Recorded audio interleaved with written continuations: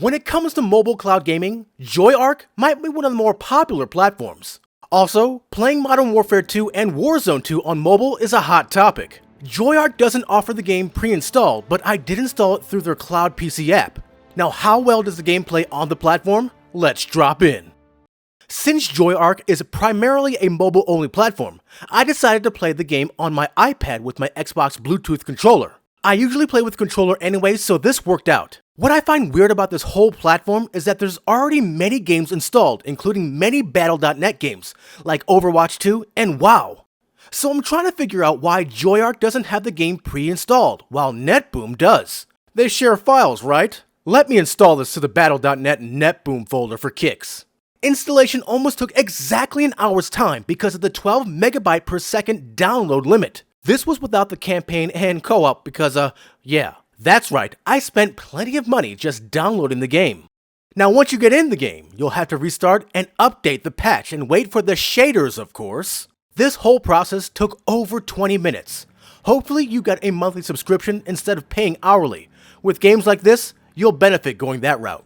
Now for the graphics settings, it's not going to really matter too much because you're going to be on a mobile device, so I went with basic settings with DLSS set to balanced. Thankfully, the benchmark ran well with over 100 FPS. Feel free to increase the settings to your liking, not that it's going to matter much. The stream isn't the best, so details won't really matter. Check out what I mean here in my first match.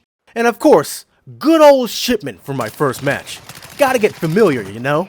You'll notice that the stream isn't the best, so the graphic settings, once again, don't really matter. Controller lag on the iPad through Bluetooth was a bit rough, but it was doable. Now according to the JoyArc stats in the corner, my latency is in the high 20s on average, which is pretty decent.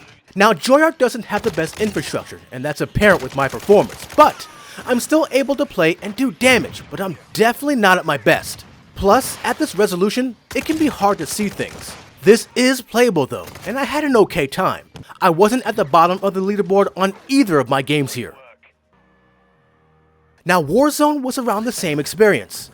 I'm not a huge Warzone player, but I like to play with the boys every now and then. Check out our latest epic match above. In terms of how Warzone played on JoyArc, it went about how you would expect. I managed to get one kill, then get killed, and then I could hardly see my opponent in the gulag. With practice, I might actually do better on JoyArc, but I do have better platforms to play on. If JoyArc is your only platform you play on, then keep at it.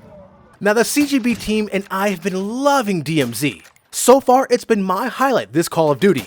That being said, I was nervous going into DMZ because I was frightful of my performance going in solo. I did have some good gear on. Thankfully, I performed well enough on JoyArc to do a quick contract, never take any hits, not one, complete my contract and extract. Super successful. Overall, I was expecting to play horribly like we did on NetBoom, but that wasn't the case. Now even though JoyArc and NetBoom might be related, JoyArc is clearly the superior platform. Not by much, but I would prefer it over NetBoom.